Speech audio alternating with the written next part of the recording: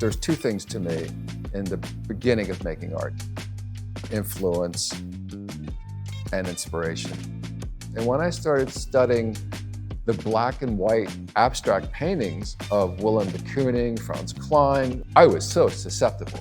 That black and white expressionist painting group opened me up to the black line work of Charles Schulz.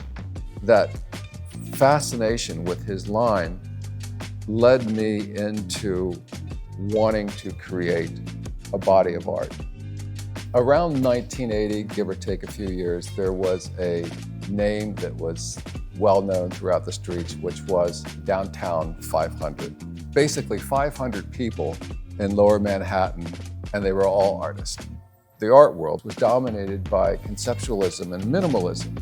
There was an overall school of thought, and that was that we really wanted to make art that was accessible, art that didn't judge, art that looked for a broader audience so we could have more people be involved in what we were making. We had to figure out how to do that.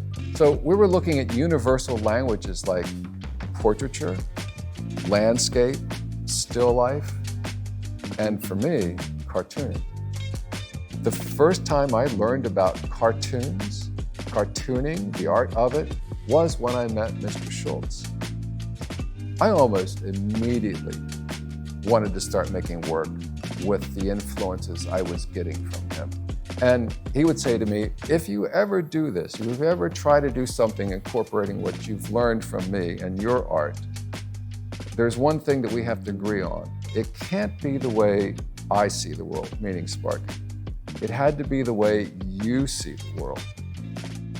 I was very scared of how the art world would react, because what I wanted to do, taking a single body of one cartoon and making it the central matter of my work, was not only taboo, but it was suicide in the art world. But in 1988, that was the time when I was dying.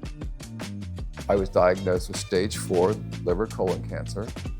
During this period of time, this is when this body of work was born, because all of a sudden I realized what Sparky had asked of me, because all of a sudden I was seeing the world in a completely different way, because someone had told me, you've got 2 years to live. So what I was seeing was the feeling of being alive, and that became the foundation of my work then, and 36 years later to today, that's exactly what it is. I use mental drawing all the time. I'm constantly drawing. And that's why I have an overabundance inventory of work. Because someone will say, how are you doing 100 pieces in this body of work? Well, it's just 100 of the 500 that I wanted to do. Had I not experienced stage 4 cancer, and had I not been told your life's over, I don't think I would have had the strength and the power from the strength to leave academically trained, derived thinking to a more simplified cartoon style. This work is about the feeling of being alive. The only way, in my mind, and I often talk to Sparky about this because he was always curious too, about how come your mark keeps changing? How come that when there's a drip in this work and then another body of work, it's marks, another body of work, it's dots, another body of work is just black and white. And that's what's so important, that if there's a different mark in each group of work and the next work grows into another mark, that means the work is growing. And that means the work is alive.